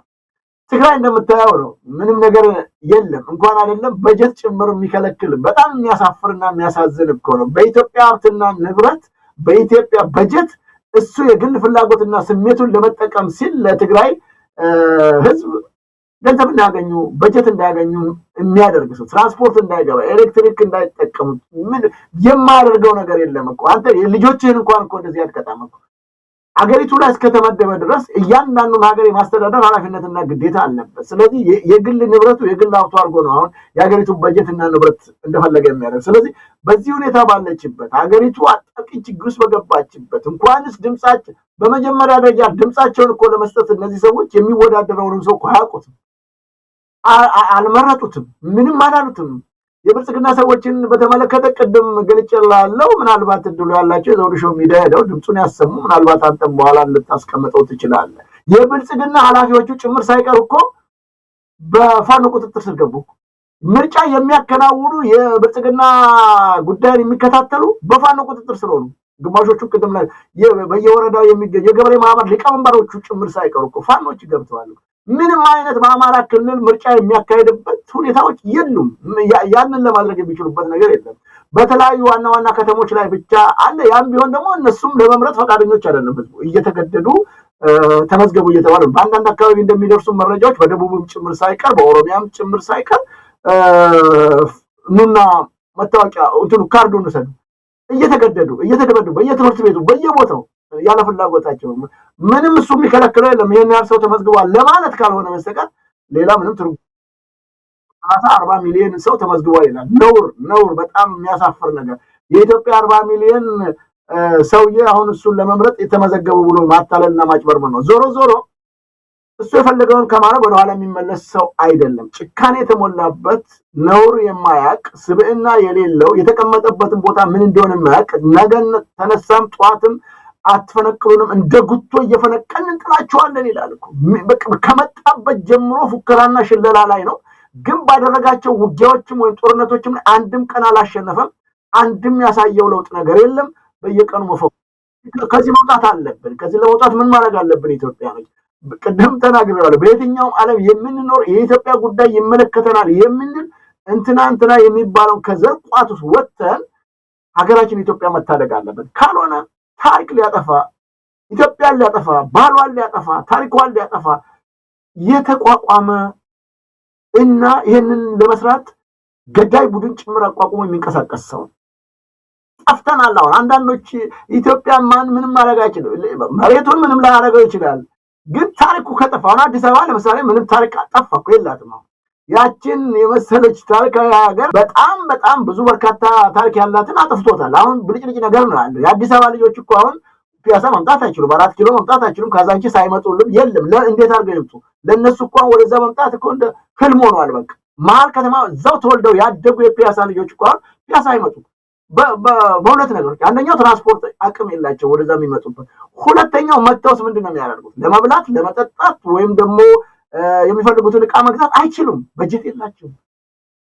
ለኩሬን የገኛዎቹ ብቻ ነው የተቋቋመውና በእነዚህና በመሰል ጉዳዮች ወደ መሀል ከተማ የማይደርሱበት። ለዚህ ነው ቴዲ ከመሀል አውጥተው ዳር ወረወሩን ያለው፣ አለ ምክንያት አይደለም። ስለዚህ በተቻለ መጠን አሁንም በድጋሚ የምነው መሳይ በያለንበት አገር በያለንበት አካባቢ ይህን ሰውዬ ትግሉ ላሉ እየታገሉ ነው። ፋኖ የሚችለውን ነገር እያደረገ ነው። አረንጓዴ ቢጫ ቀይ ባንዲራችን ወደ ቀድሞ ቦታዋ እንድትመለስ፣ ኢትዮጵያም ወደ ቀድሞ ታሪኳ እንድትመለስ የበኩሉን ጥረት እያደረገ ነው። ስለ ኢትዮጵያ የምናወራ ከሆነ አሁን መስራት የሚገባንን መስራት አለብን። አስታውስ እንደሆነ እዚህ ወደ ወልቂጤ ውስጥ ሄዶ ምንድን ነው ያለው? የኦሮሞ በጦርነት ላይ በአድዋ ጦርነት ላይ ያሉትን የመጀመሪያው የኢትዮጵያን የመከላከያ ሚኒስትር ጭምር ሳይቀር ፊታውራሪ ዲነግዴን እነከሌ የተወለዱት እዚህ ነው፣ እነከሌ የተወለዱት እዚህ ነው፣ እነከሌ የተወለዱት እዚህ ነው፣ ገበየውን ጭምር ሳይቀር። አሁን ገበየው የዳግማዊ ምኒልክ የቅርብ ጓደኛ ብቻ አብረው እድሜያቸው የተወለዱበት ራሱ አንድ አካባቢና እድሜያቸውም የተቀራረበ እንደነበረ ታሪክ ይገልጻል። እንደዚህ አይነት የማዛባት ተግባሮችን የሚሰራ ሰው ነውና በተቻለ መጠን አሁን የቴዲ ዘፈን ከወጣ በኋላ ነው እንግዲህ ያንን እያላለሁ ይሄ ሰውዬ እንደዚህ አይነት ስራዎች የሚሰራውና በተቻለ መጠን ሀገራችን ኢትዮጵያ መጠበቅ ያለብን ሁላችንም። ኦሮሞም አልደላውም፣ ትግሬውም አልጠራውም፣ አድያውም፣ ከምባታውም፣ ሶማሌውም ሁሉም አልደላውም። ስለዚህ ሀገራችን ኢትዮጵያን ወደ ቀድሞ ታሪኳና ክብሯ መልሰን በጋራ መስራት የምንችልበት ሀገር መፍጠር የምንችለው አሁንም በመታገል ነው እንጂ አብይ አህመድን ምርጫ በመከተል ወይም ደግሞ ሌሎች ነገሮችን በማድረግ አይደለም ብዬ ነው የማስበውና ብዙ ይጠበቅብናል። አሁንም መስራት እንዳለብን ነው የምንረዳው። መሳይ እንግዲህ ዘውዱ በአዲስ አበባ በሴሚሲ አካባቢ የቴዲ አፍሮ ስቱዲዮ ጋር ተፈጽሟል የተባለውን በተመለከተ አሁንም መረጃ ለማጣራት እየሞከርን ነው። እስካሁን ባለውና እንዲሁ በግርድፉ የተሰራጨ ባለው መረጃ መሰረት ስቱዲዮውን ሰብሮ የገቡ አሉ። እንግዲህ ገብተው የወሰዱት ነገር አለ። ይሄ ከፍተኛ የሆነ ስጋት የሚፈጥር ጉዳይ ነው። ቀጥሎ ሊመጣ የሚችለውንም እርምጃ የሚያመላክት ነው።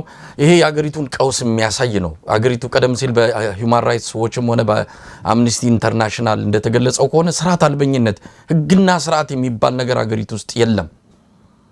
አብይ አህመድ ይህንን ማስፈጸም አይችልም። ምክንያቱም እሱም የዛው አካል ስለሆነ ነገሮችን በመንግስት በሚባለው ቅርጽና መዋቅር ከማስኬድ ይልቅ በህገወጥ መንገድ በህገወጥ መዋቅር በኩል ማስፈጸም ነው የሚቀናው። የህገወጡ የዛ የጨለማው ቡድን መሪ ጭምር ነው አብይ አህመድ። ይህንን እንደዚሁ ለዓለም አቀፍ ተቋማት መንግስት ለመምሰል ይመጣበታል እንጂ ሀገሪቱን እያስተዳደረ ያለው በዛ በጨለማው ቡድን በህገወጡ መዋቅር አማካይነት ነው። እንግዲህ ቤተ መንግስት ውስጥ ነው ይሄ ህገወጡ መዋቅር ያለው። ስለዚህ ሀገሪቱ በእንደዚህ አይነት ሰው የእጅ መዳፍ ላይ ወድቃ እንደውም እስካሁን መትረፏና እስካሁንም መኖሯ በራሱ በተአምር ነው። ሰውየው ከቀውስ ሌላ ከጦርነት ሌላ ምንም የሚታየው ነገር የለም። በዛ ውስጥ መቆየትን ይፈልገዋል። ምክንያቱም ያ ከበረደ ተጠያቂነት ይመጣል። ራሱ በምርጫም ስልጣን ማግኘት እሱን እንኳን አይደለም የኢትዮጵያ ህዝብ እዛው የተፈጠረበትና የተወለደበት የበሸሻ ህዝብ እንኳን ሊመርጠው የማይችል እንደሆነ ያውቀዋል። ስለዚህ የህገ ወጥነትን፣ ጦርነትን፣ ቀውስን በየቀኑ እየቀፈቀፈ ማስቀጠል የሚፈልግ ሰው ነው። ይህንኑ ዓለም አቀፉ ድርጅቶች የሰብአዊ መብት ድርጅቶችም በሚገባ በሪፖርታቸው ያመላከቱት። ማን ያስቆመዋል? እንግዲህ የአውሮፓ ህብረት ለምንድን ነው ገንዘብ የሰጠው? ያውቋል። በትግራይ ካለው ሁኔታ ጋር በተያያዘ ነው። የትግራይ ሁኔታ ቀደም ሲል መግቢያ ላይ አንስተዋል፣ እየተለወጠ ሳይሆን እየተባባሰ ነው የመጣው።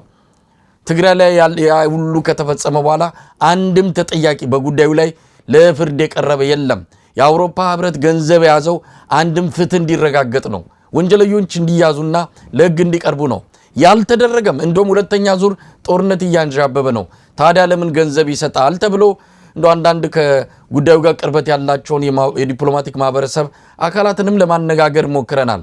አብይ አህመድ ተስፋ የቆረጠ ሰው ነው። እኔ ከሞትኩ ሰርዶ አይብቀል አይነት አቋም ላይ ነው የሚገኘው። አካባቢውን አተረማምሰዋለሁ፣ በስደተኞች አጥለቀልቃቸዋለሁ እያለ እንደሚያስፈራራቸው ነው የሰማነው። ገንዘብ ማትሰጡን ከሆነ እኛን ማደግፉን ከሆነ ምስራቅ አፍሪካን ቀውስ እናንተንም የስደተኞች መናኸሪያ ነው የምናረጋችሁ እያለ እንደሚያስፈራራቸው ነው የሰማነው። ስለዚህ ያ ከመምጣቱ በፊት ይሄ ሰው ተስፋ ቆርጧል።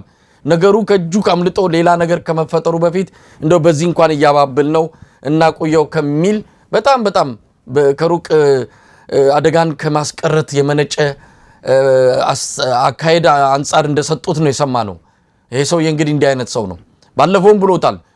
ኢትዮጵያ በአንድ ጊዜ 3 ሚሊዮን ስደተኞች ወደ ባህር ልንልካቸው እንችላለን ብሏል። ይሄ የሚናገረው በብሔራዊ ቴሌቪዥን ላይ ነው። ለማንኛውም ኢትዮጵያ ውስጥ ያለው ሁኔታ በጣም አስቸጋሪ ነው። በዚህ ሁኔታ ውስጥ እንግዲህ የአዲስ አበባ ህዝብ ወሳኝ ሚና መጫወት ይችላል። የአዲስ አበባ ህዝብ ድምጽ እንዲህ ነበር ያኔ። ምናልባት ለማስታወስ ያህል እንዲህ አይነት የአዲስ አበባ ድምጽ ያስፈልጋል። በአሁኑ ሰዓት አዲስ አበባውያን ራሳቸውን መከላከል፣ ለራሳቸው የሚሆን ነገር በራሳቸው መስዋዕትነት ማድረግ ይገባቸዋል። ማንንም መጠበቅ አይገባቸውም። ከ4-5 ዓመት በፊት የተላለፈውን የአዲስ አበባ ህዝብ ድምጽ እስቲ እንስማው። ዘውዱ አሁን የአዲስ አበባ ልጅ ምን አለው? ምንም ነገር የለው። ሌላው ክልል ላይ መሬት አለው፣ ቦታ አለው፣ ምን አለው? እኛ አዲስ አበባ ልጆች ምን አለን? ኮንዶሚኒየም እንኳን ለማግኘት ታግነን ተሸክመን ውድድርና ሰርተን ነው አንድ ቤት ለመያዝ አይደል እንዴ ያለን። ሌላው ግን አገሩ ላይ መሬት አለው፣ እርሻ አለው፣ ሁሉ ነገር አለው። ሁለት ጥቅም ነው የሚጠቀመው። አንድ በአዲስ አበባ መታወቂያ፣ አንድ በአገሩ መታወቂያ ይጠቀማል። የአዲስ አበባ ልጅ ምን አለው? ከስደት ውጭ ባህር ከመብላት ውጭ ምን አለው? ለአዲስ አበባ ልጅ ማን ነው የሚያዝነው? መች ነው ለአዲስ አበባ ልጅ የሚታዘነው? እነሱ ለአዲስ አበባ ልጅ እያዘን አይደለም። ታከለው ማን ቢሆን በየቦታው እያስገባ ነው አይደል ያለው። አዲስ አበባ ነው አይወክልም። እኛ ማንንም ይግዛን፣ ስፔንም ይግዛን፣ ማንንም ይግዛን፣ እኛ ማንንም አይደለም። ሲጀመር አዲስ አበባ የኛም ሳትሆን የአፍሪካ መዲና ናት። ከደቡብ አፍሪካ መጥቶ ያስተዳድራት። ግን የአዲስ አበባን ህዝብ የአዲስ አበባ ልጅ ጥቅም ማስጠበቅ አለበት። ልክ የኦሮሚያ ወይ የአማራ ጥቅም እንደሚጠበቀው የኛ ጥቅምስ መች ነው? የአዲስ አበባ ልጅ መች ነው ተጠቃሚ የሚሆነው? በፖለቲካው ሁሌ አዲስ አበባ ልጅ የሆነ ነገር ሲባል አዲስ አበባ ልጅ ነው እንደዚህ ናቸው የሚባለው ማን ነው? ለተናሰ ትግሉን ማን ነው ያቀጣጠለው? የአዲስ አበባ ልጅ ማለት ነው። ዘውዱ እንግዲህ ቀደም ሲል የተከታተልነው ከ5-6 ዓመት በፊት የአዲስ አበባ ህዝብ ድምጽን ነው። ወጣቶች ናቸው እንደሚሉት የተለያዩ ነገሮች ከወቅቱ ጋር የተያዙ ስለሆነ ያንን ወቅት የሚገልጹ መሆናቸውን ማስታወስ ይገባል። ግን አሁን ከሚናገሩት ከምንሰማው ምሬት በላይ ነው የአዲስ አበባ ህዝብ የደረሰበት። በአምነስቲ ኢንተርናሽናል ሪፖርት ላይ የአዲስ አበባ ጉዳይ ተነስቷል። አስገዳጅ የሆነ ያለ ፍላጎት ማፈናቀል፣ ሰውን አፈናቅለውታል የሚል ሪፖርት ውስጥ የተካተተበት ሁኔታ ነው ያለው። ስለዚህ አዲስ አበባ ህዝብ ራሱን መጠበቅ ራሱን ማዳን አለበት። ይሄ ድምጽ ቀደም ሲል የሰማነው መበርከትና አገዛዙን መጋፈጥ ይገባል። የዚህን ጊዜ ነው ኢትዮጵያን የምናድነው። አዲስ አበባን ስናድን ኢትዮጵያን ማዳን እንደምንችል በደንብ አብይ አህመድ ስለተረዳ ነው አዲስ አበባ ላይ ጡንቻውንና አቅሙን ኃይሉን በሰፊው እያዋለ የሚገኘው። ምናልባት እዚህ ላይ አጭር አስተያየት ሰጥና ወደ ሌላው ርዕሰ ጉዳይ እንሄዳለን። አዲስ አበባ ህዝብ ጭንቅና መከራ ውስጥ ነው ያለው። ቅድም እንዳልኩ መሀል ፒያሳና 4 ኪሎ ካዛንቺስ መግባት ያልቻለ ህዝብ ነው።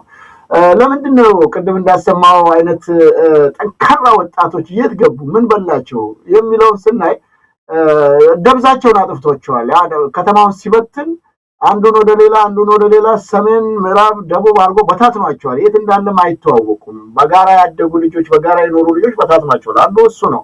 ሁለተኛው እንደምታውቀው በውጭ የሚገኘው ዲያስፖራውን ጭምር ሳይቀር በታትኖታል፣ ከፋፍሎታል። በጣም የሚያሳዝነኝ ነው። እንደምታውቀው ለንደን ፋኖ ከበላይ በጣም ትልቅ አቅም ያለው አንተ የምትኖርበት ሰሜን አሜሪካ በተለይም የዋሽንግተን የሚገኘው የዋሽንግተን ነው አካባቢ የሚኖሩት በተለይም በቨርጂኒያ በሜሪላንድ እና በዋሽንግተን ዲሲ የሚኖሩት እንዴት ጠንካራ እንደነበሩ የምናውቀው ጉዳይ ነው። የዲሲ ግብረ ኃይል የሚባለው በተለይ ሰንደቅ ዓላማውን እኮ ጭምር ሳይቀር ገብተው ኤምባሲ ውስጥ እኮ ያወረዱ ጀግኖች የነበሩበት ነው። ማንም የመንግስት ባለስልጣን በዛን ዘመን እኮ መንቀሳቀስ የማይችልበት በየሆቴሎቹ ሞሎቹ እንኳን መግባት ያልቻሉበት ተጨንቀው የሚሄዱበት እነ ስብሃትን ጭምር ሳይቀር ካፌ ውስጥ በገቡበት ጭምር ሳይቀር ያዋረዱ እየተከታተሉ የዛሬ አብይ አህመድ የደህንነት አማካሪ ተብሎ የተቀመጠውን አምባሳደር ሬድዋን ሁሴን ጭምር ሳይቀር ያሸማቀቁ ዛሬ የት ገቡ ብለህ መጠየቅ ትችላለህ። በጣም ያሳፍራል፣ በጣም ያሳዝናል። እንደዛ አይነት ያለውን ማህበረሰብ አንድነት የነበረውን በታትነውት ይኸውና እንደዚህ አድርጎት ተቀምጧል። ግን አሁን ወደዛው የመመለስ አቅምና ጉልበት አለን። ያንን አድርገን አሁንም የአዲስ አበባ ልጆች እንዳልኩ የተለያየ ችግር አለባቸው፣ በታትነዋቸዋል። በዛ ላይ ከነሱ ቁጥር በላይ ከኦሮሞ ክልል አምጥቶ ዘርግፎባቸዋል።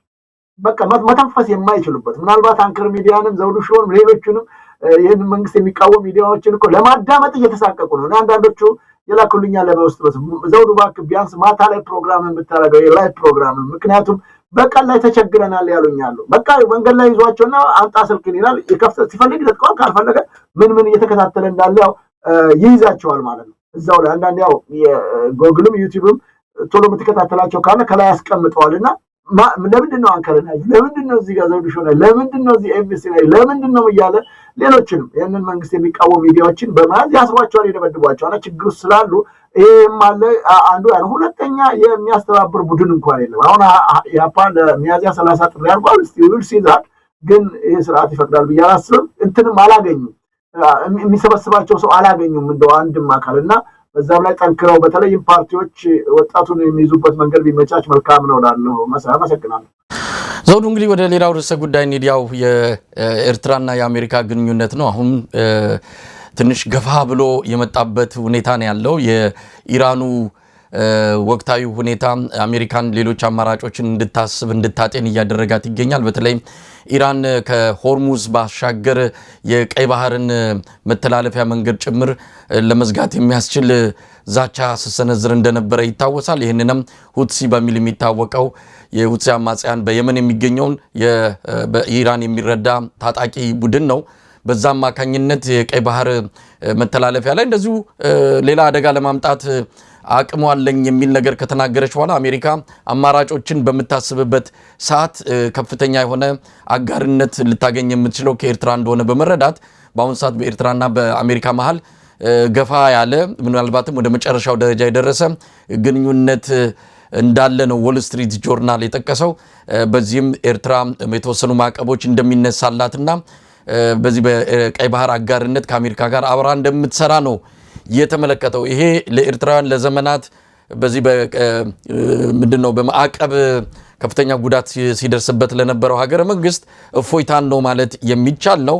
በአንጻሩ ለአብይ አህመድ ደግሞ በጥፊ የመመታት ያህል የሚያም የዲፕሎማሲ ኪሳራ ነው። አብይ አህመድ በሩንም በርግዶ ሁሉን ነገር ለአሜሪካ ሰጥቶ ነበር። ግን አሜሪካኖች ረጅሙን በርቀት የሚያዩትን የራሳቸውን ብሔራዊ ጥቅም ሲያሰሉት አብይ አህመድ ብዙም አስተዋጽኦ ወይም ደግሞ ለነሱ የሚጠቅም ሰው ሆኖ አላገኙትም። ቢያንስ ጠንካራ ሆኖ ሀገር ህግ የሚያስከብር ህግና ስርዓት የማስጠበቅ አቅም ቢኖረው ኖሮ የኢትዮጵያ ህዝብ ቢበደልም ባይበደልም ሰብአዊ መብት ጥሰት በአሁን ሰዓት ባለው የአሜሪካ መንግስት አካሄድ ላይ ብዙም ቦታ የለውም። ጠንካራ የሆነ ሀገር መቆጣጠር የሚችል መንግስት ከሆነ ግን አብረው ሊሰሩ ዝግጁ እንደሆነ ይታወቃል። ከዛ አንጻር ፕሬዚዳንት ትራምፕ ውሳኔ ኤርትራን ማቅረብ ሆኗል።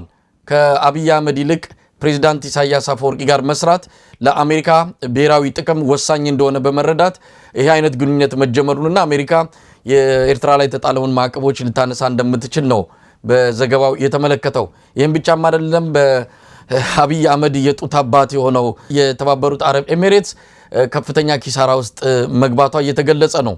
ኪሳራ ውስጥ ገብታለች። እንደውም በእነዚህ ሀገር አገላለጽ ባንክረፕት ይሉታል። ብዙ ነገር ኪሳራ ስትወድቅና ምንም ገንዘብ ሳይኖር የሚጠቀሙት ቃል ነው። ባንክረፕት ሆናለች የተባለው ኪሳራ ላይ ወድቃለች ነው።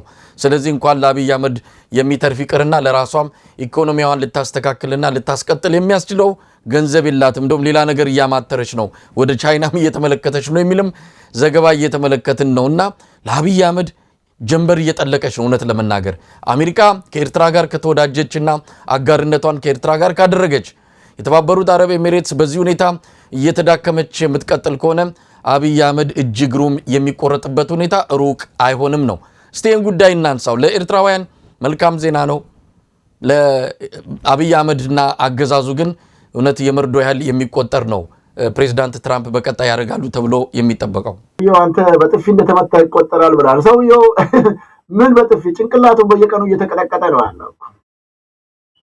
በፋኖች በኢትዮጵያ ጉዳይ የሚመለከታቸው አካላቶች በዓለም አቀፍ ዲፕሎማሲ ውድቀቱ እሱ እንደራሱ እንደፈለገዛ ወድቆ በተንከባለለ ጭቃ ውስጥ የኢትዮጵያን ክብርና ማንነት ያዋረደ ሰው ቁራዎች ይላል። እንደ ንስር ወደ ላይ መጥቀናል ይላል። ሰማይ ምድሩም የኛ ነው ይላል። ግን በገቢር አይታየም። እንዳልከው ነው። በጣም የሚገርም ነው እኮ የሰውየው ሀገራችንን ውርደት ውስጥ እንዴት እንደከተታት። ቀይ ባህር የኛ ነው አሉ እኮ አሁንም የሱ ልሳኖች ቀይ ባህር የኛ ነው ምናምናችን የኛ ነው። በዚህ አሁንም ይፎክራሉ እኮ። በጣም ውርደት እችን ሀገር ውስጥ የከተተ ሰውዬ ነው። የሚገርመው እሱን የሚከተሉትም አብረው የሚያጨበጭሙት ቢያንስ የሀገር ፍቅር ስሜት የሌላቸው ችን የተከበረችና የታወቀች ሀገር ኢትዮጵያን አይደለም ለአፍሪካ ለጥቁር ዘር በሙሉ ዋስትና የነበረች ሀገር መኩሪያ መመኪያ የነበረች ሀገር አወረዷት እና ዛሬ እንግዲህ በዚህ በዎል ስትሪት ጆርናል የወጣው ዘገባ አስደንጋጭ ነው። አብይ ለአሜሪካ አንገቴን እሰጣለሁ አለ እኮ። በጣም የሚያሳፍር እኮ ሰውዬ ነው። አንደኛ በጠቅላይ ሚኒስትር ደረጃ ተቀምጠ ሀገርን በጨዋነት መናገር የሚገባቸው አንገት መስጠትም ከፈለገ በጨዋነት መናገር ግን የለማ። ከቢሸሻ ወጣ። ከምንም የሚያውቀው ነገር የለም። ከዛ ሬዲዮ ኦፕሬተር ሆነ። በነገራችን ላይ አንድም የጦር ውጊያና ጦርነት ላይ እኮ ጦር መርቷል የሚባልበት ታሪክ የለውም እኮ። ኮሎኔልም የተሰጠው ዝም ብሎ ነው። ዝም ብሎ እንደቆሎ ዛሬ እሱን ለነፊልድ ማርሻል እንደሰጠው አይነት ታድሎት ነው እንጂ በታሪኩ ውስጥ አብይ አህመድ በኮሎኔልነት ወይም በሌላ መኮንንነት ደረጃ ጦር መርቷል የሚባል ታሪክ የለውም። ሬዲዮ ተሸካሚ ሆነ። በ14 ዓመቱ ገባ። ከነሱ ጋር ተቀላቀለ።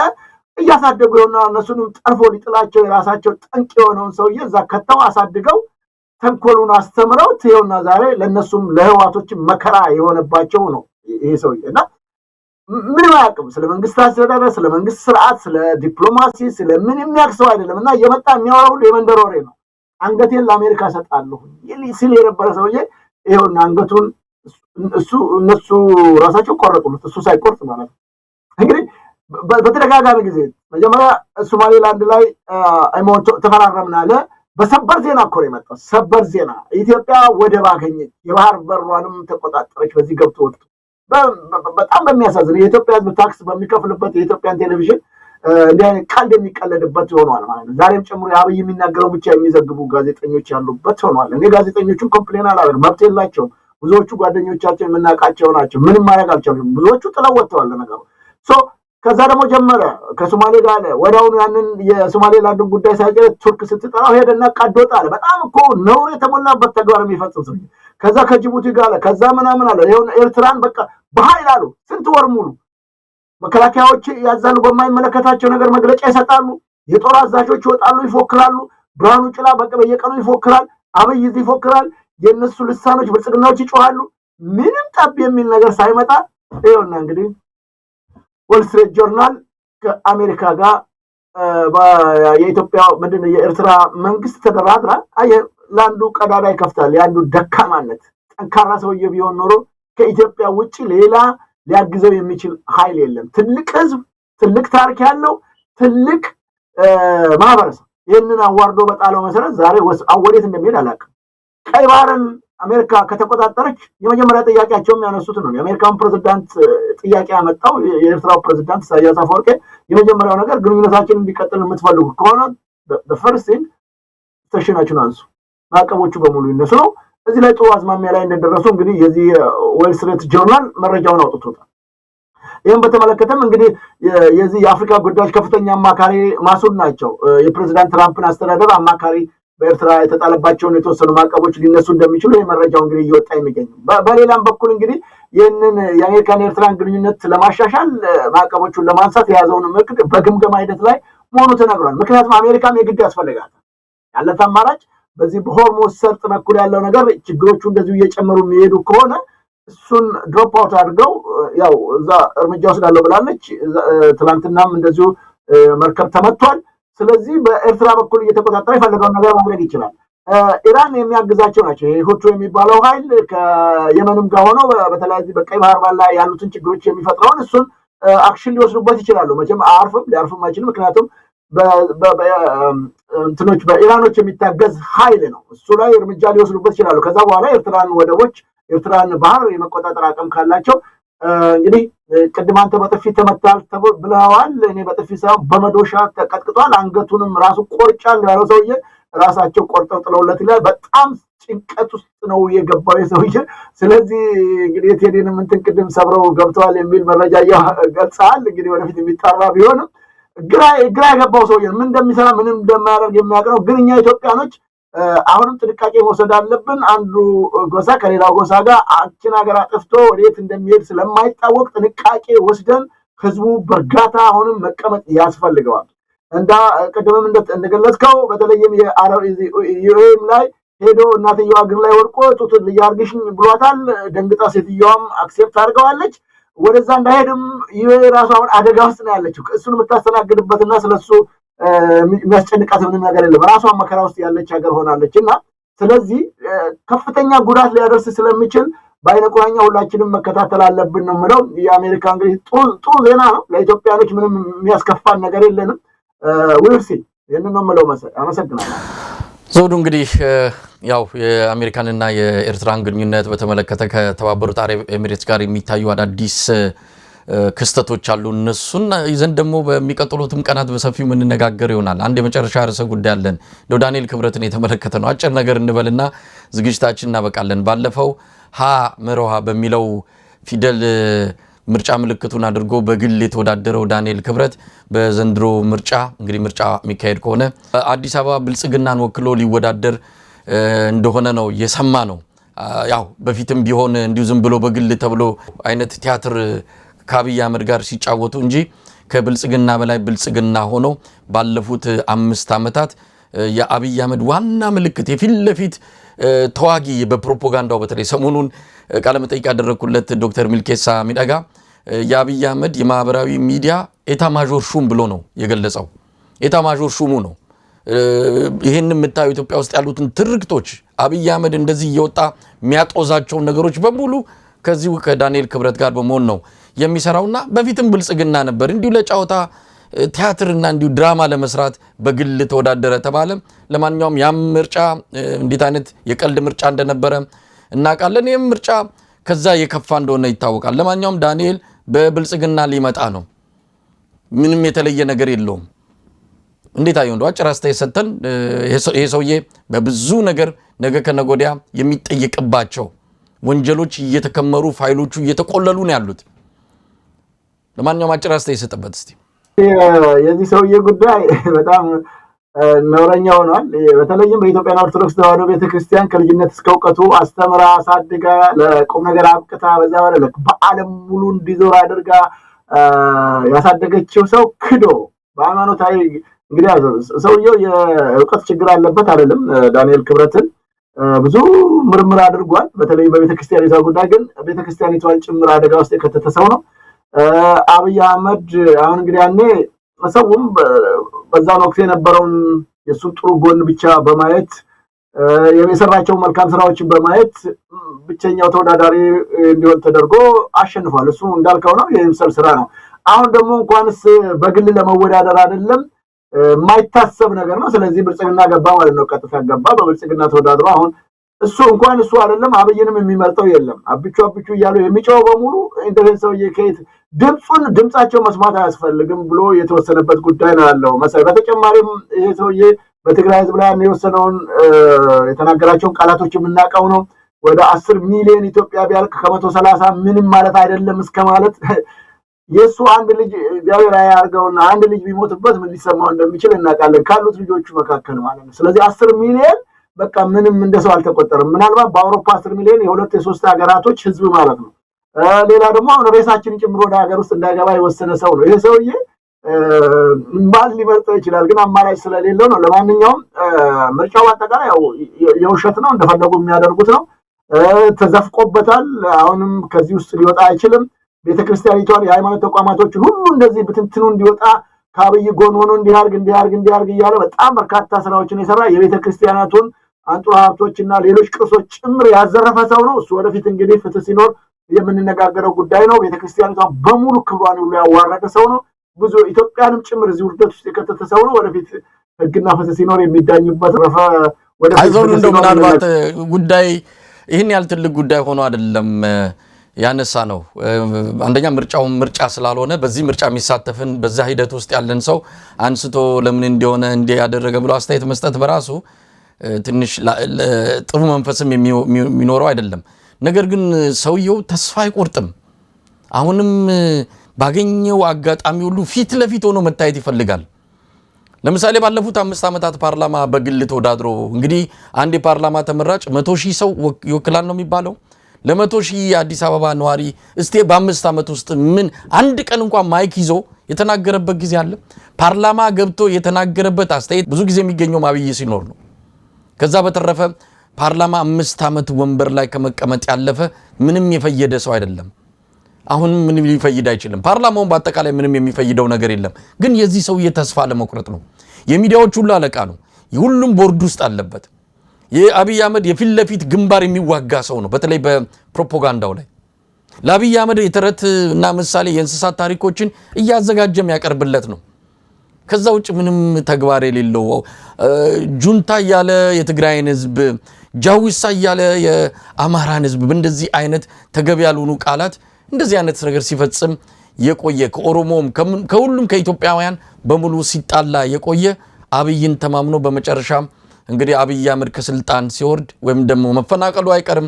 የሱ ታሪክ ግን እጅግ አስገራሚ ነው። ዘውትር ወደ ቁልቁለት እየሄደ መጨረሻውን አጓጉል ያደረገ ሰው ቢኖር ዳንኤል ክብረት ነው።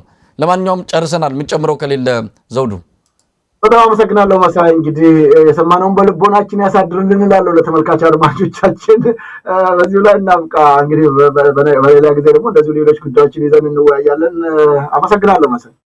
ዘውዱ በጣም አመሰግናለሁ። እንግዲህ ቀደም ሲል ያነሳ ነው የቴዲ አፍሮ ጉዳይ ነው። ለሊቱን እንደዚሁ ስቱዲዮ ገብተው ሴምስ የሚገኘው የቴዲ አፍሮ ስቱዲዮ ገብተው በጣም ውድ የሆኑ ከፍተኛ ገንዘብ የወጣባቸው የስቱዲዮ እቃዎችን ጨምሮ በሂደር የቆዩ ወደፊት ሊወጡ የሚችሉ ስራዎችን ጭምር ዘርፈው የወጡበት ሁኔታ ነው ያለው። ለምን በሌሊት መጡ? የፌዴራል ፖሊስ ልብስ ለብሰው እንደመጡ ነው የተነገረው። እንግዲህ ሁኔታውን በደንብ አጣርተን ደግሞ መረጃውን ይዘን ተመልሰን የምንመጣ ይሆናል። 16 የኢትዮጵያ የሲቪክ ተቋማት በአሜሪካን ሀገር በተለያዩ አካባቢዎች የሚገኙ ውጭ ጉዳይ ሚኒስትር ማርኮ ሩቢዮ ለአሜሪካ ውጭ ጉዳይ ሚኒስትር ደብዳቤ አስገብተዋል። ጉዳዩን በቅርበት ተከታተሉት፣ አደገኛ ነገር ቴዲ አፍሮ ላይ ሊያደርግ ይችላል ይህ አገዛዝ ብለው ስጋታቸውን በደብዳቤው ላይ ገልጸዋል። ለማንኛውም ይህንን እንከታተላለን። ዘውዱ መንግስቴ ከዘውዱ ሾው አዘጋጅ፣ በጣም አመሰግናለሁ። መልካም ቀን፣ እግዜር ይስጥልኝ። በጣም አመሰግናለሁ መሳይ። ታንኪዩ